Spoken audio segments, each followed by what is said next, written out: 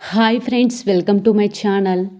ఇకపోతే జీవన్‌కి, హారతికి పెళ్లి చేయడంతో జీవన్ ఇక రాజు రూపల మీద ఎలాగైనా సరే పగ సాధించకుండా ఉండను.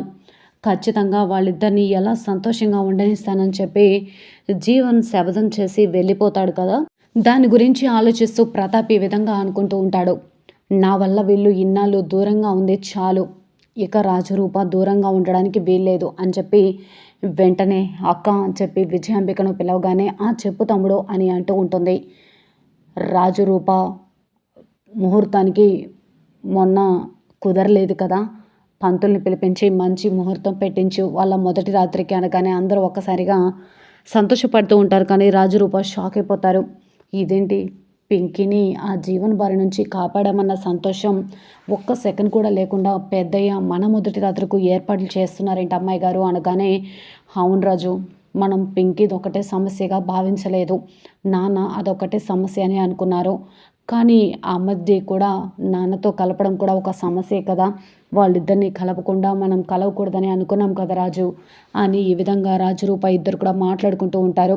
వెంటనే విజయాంబిక, ఏంటి దీపక్, మీ మామయ్య ఉన్నట్టుండి సడన్గా ఆ రాజు రూపలకి మొదటి రాత్రికి ముహూర్తం పెట్టమంటున్నాడు అనగానే, ఏమో మమ్మీ, ఆ రోజు నువ్వే జీవన్కి పింకీకి ఎప్పుడెప్పుడు ముహూర్తాలు పెట్టించాలని చూసావు కదా, అందుకే ఇప్పుడు రాజు రూపలకి నీ చేతనే ముహూర్తం పెట్టించమన్నాడు మంచి అత్తయ్యవని అనగానే, ఏంటి దీపక్ అని అంటూ ఉంటే, జోగ్గా అన్నానులే మమ్మీ అని చెప్పి, అమ్మయ్య హారతి పీడ విరగడైపోయింది, లేకపోతే దాని బిడ్డకు ఎక్కడ నేను తండ్రిని వస్తుందో అని చెప్పేసి గజగజ వణికిపోయాను మమ్మీ అనగానే, అందుకే ఏ ఆడపిల్లతో అతికి మించిన సావాసం చేయరాదు అంటారు. అందుకే నువ్వు గుడిలో కనపడిన హారతిని కూడా వదిలిపెట్టకుండా అది ఇంటికి పిలిచిందని వెళ్ళావు. తీరా అక్కడికి వెళ్ళాక ఏం జరిగింది, అది నీకు మాయమాటలు చెప్పి ఉదయాన్నే లేచిన తర్వాత అంతా జరిగిపోయిందని, 2 నెలల తర్వాత నువ్వే నా బిడ్డకు తండ్రివని నేను చెప్పింది. ఇకపోతే జీవన్ డిఎన్ఏ రిపోర్ట్స్లో తండ్రి అని రాకపోతే ఖచ్చితంగా మీ మామయ్య నిన్ను అడ్డంగా నరికేసేవాడు, లేదా నీ ప్రాణాలను తోడేసేవాడు అనగానే, అవును మమ్మీ, నువ్వు చెప్పింది కూడా కరెక్టే అని చెప్పేసి దీపక్ ఇక విజయాంబిక ఇద్దరు కూడా మాట్లాడుకుంటూ ఉంటారు. ఇకపోతే మందారం ఇక్కడ జరిగిన వార్తలన్నీ కూడా విరూపాక్షికి అలాగే ముత్యాలు అప్పలనాయుడుకి అందరికీ కూడా చేరవేయడానికి వెళ్తుంది. ఏంటి మందారం, నువ్వనేది నిజమా? పింకీని ఆ జీవన్ బారి నుంచి కాపాడారా?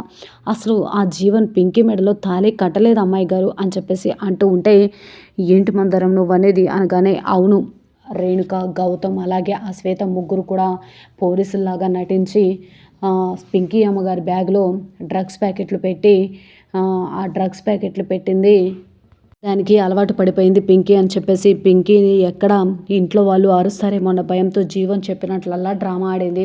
ఆ డ్రగ్స్ వాసన చూసి పడిపోయిన పింకీ మెడలో ఆ రేణుక అలాగే శ్వేత ఇద్దరు కూడా తాళిని ముడివేశారు అనగానే, అవునా అని చెప్పేసి విరూపాక్షి షాక్ అయిపోతుంది. అంతేకాదమ్మగారు, రాజన్న అమ్మాయి గారు మంచి తెలివిని ఉపయోగించి శ్వేతకి అలాగే గోపికి పెళ్ళైనట్లు కూడా డ్రామా ఆడారు.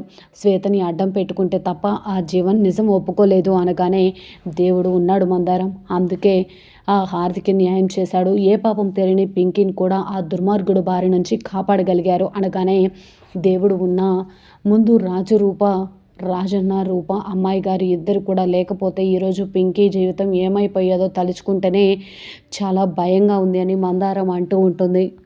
అవును, రాజరూప ఎప్పుడు కూడా వాళ్ళ సంతోషం కంటే పక్క వాళ్ళ సంతోషంలోనే వాళ్ళ సంతోషం వెతుక్కుంటూ ఉంటారు అనగానే, అమ్మగారు ఇంకొక శుభవార్తను కూడా మోసుకొచ్చాను అనగానే, ఏంటి మందారం అని అంటూ ఉంటే, వెంటనే అందరూ ఆశగా ఎదురు చూస్తుంటారు. రాజు అలాగే అమ్మాయి గారు ఇద్దరు కూడా సంతోషంగా లేకుండా ఆ రోజు ముహూర్తం చెడిపోయింది కదా, ఇప్పుడు ఈ బాధలన్నీ లేవు కానీ అమ్మాయి గారిని అలాగే రాజాని ఇద్దరిని దగ్గర చేయడానికి పెద్దయ్య గారు స్వయంగా విజయాంబిక అత్తయ్య చేతనే ముహూర్తం పెట్టించమన్నారు మొదటి రాత్రికి అనగానే, విరూపాక్షి, ముత్యాలు, అప్పలనాయుడు చాలా సంతోషపడుతూ ఉంటారు. వెంటనే ఏ విధంగా అంటూ ఉంటుంది ముత్యాలు, రూపని అలాగే రాజుని విడదీయాలని శ్వేత అనుకుంది అంటే, శ్వేత పెళ్ళి రాజుతో జరగలేదన్న కక్ష ఉంది కాబట్టి, కానీ ఆ రేణుకకి ఏం పోయే కాలం, ఆ గౌతమ్ గాడికి ఏం పోయే కాలం, వీళ్ళిద్దరూ వీళ్ళతో చేతులు కలిపి పింకీ జీవితాన్ని నాశనం చేయాలనుకున్నారా? సాటి ఆడదానిగా ఆ రేణుకకి చేతులు ఎలా వచ్చాయి అని అంటూ ఉంటే, దేవుడే ఆ రేణుకకి శిక్ష వేశాడు. ఇష్టం లేని గౌతమ్తో పెళ్లి జరిగిపోయింది. శ్వేత పింకీ పడిన బాధను శ్వేత కూడా అనుభవించింది అని మాట్లాడుకుంటూ ఉంటారు కదా. ఇక జీవన్ అలాగే రేణుక, గౌతమ్, శ్వేత అందరు కూడా మాట్లాడుకుంటూ ఉంటారు. ఏది ఏమైనా సరే ఖచ్చితంగా ఆ ముఖ్యమంత్రి పదవి నుంచి సూర్యప్రతాప్ని దించాలని ప్రయత్నం చేశాను, కానీ అది జరగకుండానే బయటకు వచ్చాను గౌతమ్ అనగానే, కానీ నీకు ఏ హెల్ప్ కావాలన్నా మేము చేస్తామని చెప్పేసి రేణుక, గౌతమ్ ఇద్దరు కూడా అంటూ ఉంటారు. కానీ రూప నాకు కావాలి, రాజు నాకు కావాలి అని చెప్పి రేణుక అంటూ ఉంటే వెంటనే జీవన్ ఆలోచిస్తూ ఉంటాడు. అయినా మీ ఇద్దరికి పెళ్లి జరిగిపోయింది కదా, మళ్ళీ రూపారాజు అంటున్నారేంటి అనగానే వెంటనే పెళ్లి జరిగిపోయింది అంటే కావాలని నేనేమి రేణుకుని ఇష్టపడి పెళ్లి చేసుకోలేదు కదా, అలాంటప్పుడు మాది పెళ్ళి ఎలా అవుతుంది అనగానే అది నిజమేలే, కాకపోతే నా చెల్లెలు శ్వేత కూడా ఆ రాజుని కోరుకుంటుంది, మరి రాజుని మీ ఇద్దరిలో ఎవరు కోరుకునేలా చేసుకుంటారో అది మీ ఇష్టం అని చెప్పేసి జీవన అంటూ ఉంటాడు.